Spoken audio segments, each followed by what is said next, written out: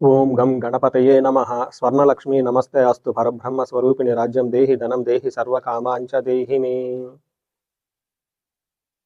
సింహరాశి వారికి శ్రీ పరాభావనామ సంవత్సర విశేష శుభాకాంక్షలు.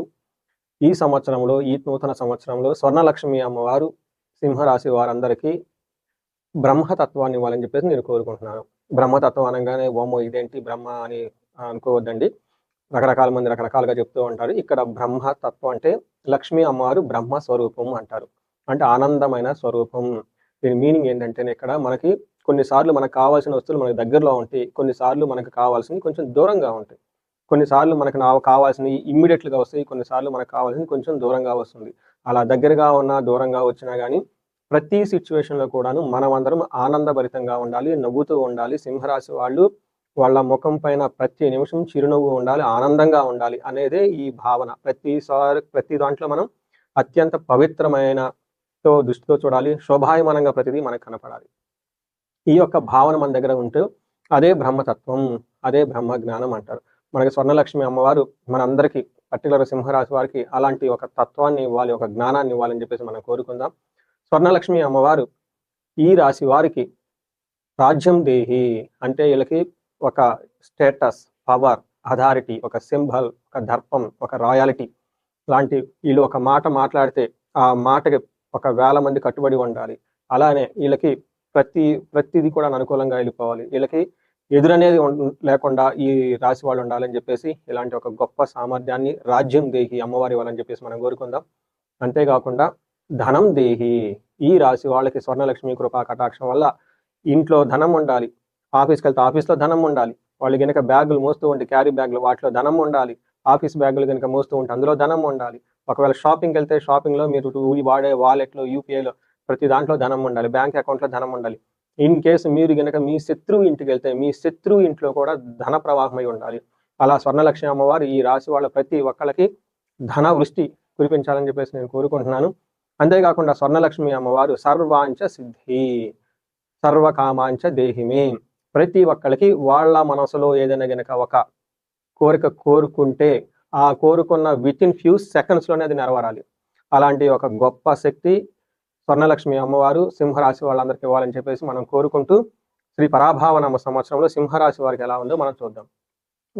సింహరాశి వాళ్ళకి ఇందులో మఖా 1, 2, 3, 4 పాదాలు, పుబ్బా 1, 2, 3, 4 పాదాలు, ఉత్తర ఫస్ట్ పాదం అంతా సింహరాశిలో ఉంటారు. వీళ్ళకి రాజ్య పూజ్యము అవమానం కనుక చూసుకుంటే ఈ ఒక్క రాశికే ఒక విశిష్టత ఉందండి. మీరు కనుక గమనించుకుంటే అది ఆదాయం 5, వ్యయం, ఆదాయం 5, వ్యయం 5, రాజ్యపూజ్యం 7, అవమానం 7. అంటే వీళ్ళకి అన్ని సమంగా ఉన్నాయి. ఇలా ఈ 12 రాశుల్లో అన్ని సమానంగా ఉన్న ఒకే ఒక రాశి సింహరాశి అని చెప్పుకోవాలి. ఈ రాశి వాళ్ళకి గ్రహ యొక్క స్థితిని బట్టి మనం గమనించుకుంటే జూన్ మంత్ వరకు, అంటే మనకి గోదావరి పుష్కరాలు స్టార్ట్ అయ్యే వరకు ఒక రకంగా ఉంటుంది. అది స్టార్ట్ తర్వాత గురుడు చేంజ్ అవుతుంటూ దానికి కొంచెం డిఫరెన్స్ ఉండే అవకాశం ఉంటుంది. ఇందులో మన శనిని కనుక చూసుకుంటే వీళ్ళకి అష్టమ శని నడుస్తూ ఉంది. అయితే అష్టమ శని నడుస్తూ ఉన్నా కానీ గురువు యొక్క ప్రభావంతో దాని యొక్క ప్రభావం ఈ రాశి వాళ్ళు చాలా ఎక్కువ మంది పడలేదు. చాలా మంది చక్కగానే ఉన్నారు. ఈ అష్టమ శని అంటే ఏంటంటే ఎప్పుడు ఏదో ఒక విధంగా మిమ్మల్ని ఒక ఆటంకాలు క్రియేట్ చేసే అవకాశం ఎక్కువ ఉంటుంది. ఆఫీస్లోనో, ఇంట్లోనో, లేదంటే ధనం సంపాదించేటప్పుడు, ఫ్రెండ్స్, లేదంటే ఏదో ఒక విషయంలో మీకు ఏం చెప్తారంటే ఒక ఆటంకాలు. ఓకే, మీకు ఒక ఛాలెంజ్ అయిన సిచ్యువేషన్స్ ఉండే శని మిమ్మల్ని టెస్ట్ చేస్తూ ఉంటాడు. గుర్తుపెట్టుకోండి, శని మీ నుంచి ఒక డిసిప్లైన్ని, మీరు చేసే పనిలో ఒక కన్సిస్టెన్సీని, మీ యొక్క హార్డ్ వర్క్ని ఎక్స్పెక్ట్ చేస్తూ ఉన్నారు. ఈ 3 క్వాలిటీస్ని చెక్ చేసిన తర్వాత శని మీకు రిజల్ట్ ఇస్తూ ఉంటారు. గమనించుకోండి, ఎప్పుడైతే మీరు రిజల్ట్కి వెళ్ళాలో మీరు డిసిప్లైన్గా ఉండాలి, ఆనెస్ట్గా ఉండాలి, కన్సిస్టెన్సీగా నిలకడగా మీ యొక్క పనిని మీరు చక్కగా చేసుకుంటూ పోతూ ఉంటే లాస్ట్లో శని మీకు రిజల్ట్ ఇస్తూ ఉంటారు. అందుకని షార్ట్ కట్స్లో అవి ఇవి కనుక చేస్తే రిజల్ట్ రాదు. ఎవరితో పడితే వాళ్ళతో ఫ్రెండ్షిప్ చేస్తే వాళ్ళతో మీకు ప్రాబ్లమ్స్ వచ్చే అవకాశం ఎక్కువగా ఉంటుంది. ఎందుకంటే మీరు శని యొక్క స్కానింగ్లో ఉన్నారు. ఆయన ప్రతిదీ స్కాన్ చేస్తూ ఉంటారు. అంతా హానెస్ట్గా చక్కగా ఉంటే you will give very good result. In case ఎక్కడన్నా తెలుసో తెలియక మిస్టేకులు చేస్తుంటే శని వాటిని మీకు ఎక్స్పోజ్ చేసి ఇది రాంగ్ అని చెప్పేసి మళ్ళీ రివర్స్ డైరెక్షన్ తీసుకొచ్చి పెట్టే అవకాశం ఎక్కువగా ఉంటుంది. గురువు వీళ్ళకి 11వ స్థానంలో ఉండటంతో స్థాన ప్రాప్తి అంటే చక్కగా మీకు ప్రమోషన్స్ వచ్చే అవకాశం ఎక్కువగా ఉంటుంది. గురువు మీకు చాలా బాగా సపోర్ట్ ఇస్తూ ఉన్నారు. అయితే రాహుకేతులు మీకు 7th హౌస్లోను జన్మ రాశిలో ఉండటంతో కొంచెం వివాదాలు అయ్యే అవకాశం ఎక్కువగా ఉంటుంది. ఆర్గ్యుమెంట్స్ అయ్యే అవకాశం ఎక్కువగా ఉంటుందని గమనించుకోవాలి. మనకి మహర్షులు ఏం చెప్తారంటే శని 8వ స్థానంలో ఉంటే నానా కార్య విరోధచ్చ, అంటే ఏదైనా కనుక పని చేస్తూ ఉంటే అందులో మీకు అపోజిషన్ ఎక్కువగా ఉంటుంది, అబ్స్ట్రక్షన్స్ ఎక్కువగా ఉంటుంది, ఆపేవాళ్ళు ఎక్కువ ఉంటారని గమనించుకోవాలి. రెండోది అపమృత్యు భయం. ఇలా ప్రతి దాంట్లో మీకు ఈ సింహరాశి అంటేనే అన్ని పనులు నేను చేస్తున్నాను, అంతా నా విధంగానే ఉంది, ప్రతిదీ నా మీద ఆధారపడి ఉంది అని ఒక అథారిటేటివ్, ఒక రిస్క్ టేకింగ్ తీసుకుని ముందుకెళ్ళిపోయి ఒక తత్వం కలిగిన వాళ్ళు ఇలా ప్రతి దాంట్లో వీళ్ళకి ఆటంకాలు వస్తూ ఉండేసరికి వాళ్ళలో వాళ్ళకి ఇన్ఫీరియారిటీ కాంప్లెక్స్గా ఫీల్ అయ్యి, ఇన్సెక్యూర్గా ఫీల్ అయ్యి, అపమృత్యు భయం, అయ్యో అసలు ఉంటుందా పోతుందా, ఏంటి మనం చేసిన పని తలబెడుతుందా అవుతుందా లేదా అన్న ఒక చాలామంది ఏమంటారు నిరుత్సాహానికి గురే అవకాశం ఎక్కువగా ఉంటుంది. గుర్తుపెట్టుకోండి, శని ఎప్పుడు మిమ్మల్ని కాదనడు, అడిగింది ఖచ్చితంగా ఇస్తాడు. అయితే ఆయన ఇచ్చే ప్యాటర్న్ డిఫరెంట్గా ఉంటుంది. మీరు ఇచ్చే ప్యాటర్న్ మీరు ఫస్ట్ డిసిప్లిన్గా ఉండాలి, హార్డ్ వర్క్ చేయాలి, హానెస్ట్గా ఉండాలి. ఈ మూడింటి పారామీటర్ చెక్ చేసుకొని అన్ని మీరు సెక్యూర్ కరెక్ట్గా ఉన్నప్పుడు మాత్రమే రిజల్ట్ ఇస్తారు. శని కనుక రిజల్ట్ ఇవ్వడం స్టార్ట్ చేస్తే వేరే ఏ గ్రహం ఇవ్వనంతగా ఇస్తారు. అందుకని మీరు శని యొక్క స్కానింగ్లో ఉన్నారు కాబట్టి ఈ టైంలో ఎంప్లాయ్మెంట్ విషయంలో, ధనం విషయంలో, పిల్లల విషయంలో మీకు చాలా టెస్టింగ్ పీరియడ్ ఉంటుంది. అయితే ఇది సింహరాశి కాబట్టి వాళ్ళకి సహజంగా ఆ బోల్డ్నెస్, సూర్యుడు వచ్చే స్థానంలో ఉండే రాశి కాబట్టి ఇలాంటివన్నీ చక్కగా మీరు చేసుకొని వెళ్తారని చెప్పేసి మీరు ఎలాంటి పరిస్థితులైనా కనుక అవమానించుకొని ఎలాంటి పరిస్థితులైనా చక్కగా అధిగమించేసి ముందుకెళ్ళిపోయే అవకాశం ఎక్కువ ఉంటుందని మనం తెలుసుకోవచ్చు. అయితే కొన్ని రకాలైన తమిళానికి సంబంధించిన గ్రంథాలలో సింహరాశి వారికి శని అంత ఎక్కువగా ఇబ్బంది పెట్టరు అని కూడా ఒక నానుడి ఉందండి. బట్ అది ఎంతవరకు అనేది అయితే చెప్పలేను. బట్ వేదిక ఆస్ట్రాలజీ ప్రకారం అయితే శనికి అలాంటి పక్షపాతం ఏమి ఉండదు, ఆయన డ్యూటీ 100% చేస్తారని కూడా స్క్రిప్చర్స్లో ఉంది. అది అలా పక్కన పెడితే గురువు మీకు శని గనుక మిమ్మల్ని ఎట్లా టెస్ట్ చేస్తూ ఉన్నారు అంటే ప్రతిదానికి ఆపుతూ ఉన్నారు, గురువు మిమ్మల్ని ముందుకు లాగుతూ ఉంటారు. అంటే శని మిమ్మల్ని లాగుతూ ఉన్న బ్యాక్కి, గురువు మిమ్మల్ని ముందుకు తోస్తూ ఉన్నారు. పుల్ అండ్ పుష్ స్ట్రాటజీ అంటారు అనమాట మనకి మేనేజ్మెంట్లో. ఇలా వీళ్ళకి ఉండటం ఏమవుతుంది, యశో వృద్ధి అంటే కీర్తి ప్రతిష్టలు బాగుంటుంది, సర్వత్ర విజయము సుఖము. సో మీకు ఇప్పటి వరకు లాస్ట్ మే నుంచి రేపు వచ్చే జూన్ వరకు కూడాను ఈ సర్వత్ర విజయం సుఖము, ఎన్ని ఇబ్బందులు ఉన్నా కానీ ఫైనల్గా మీరు సక్సెస్ని అందుకుంటారు. శత్రు నాశాంత, మీకు శత్రువులు అనేవాళ్ళు ఎవరు ఉండరు. ధర్మసిద్ధి అంటే ఈ టైంలో మీకు మంత్రసిద్ధి అంటారు. అంటే ఏదైనా గనక మీరు ఒక మంత్రం జపించిన, లలిత సహస్రనామం కానివ్వండి, విష్ణు సహస్రనామం కానివ్వండి, ఎన్ని మంత్రాలు మనకి శ్రీ విద్యా ఉపాసకులు ఎంతోమంది ఉన్నారు. అలా కొంత గాయత్రి మంత్రం జపించే వాళ్ళు ఉన్నారు, హరే రామ హరే కృష్ణ మంత్రం మూల మంత్రం జపించే వాళ్ళు ఉన్నారు.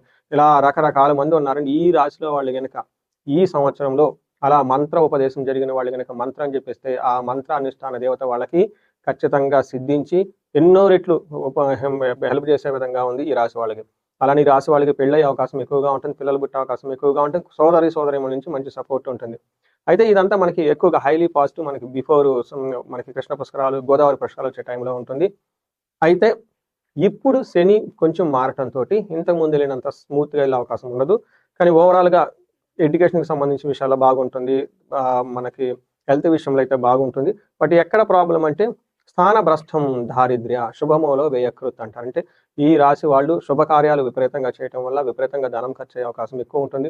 సడన్గా పెళ్లి చేయటము, ఇల్లు కట్టడము, లేదంటే ఏదైనా గనక ఒక పెద్ద పనిని తలపెట్టేసి దానికి చాలా డబ్బు అయితే కావాల్సి ఉంటుంది.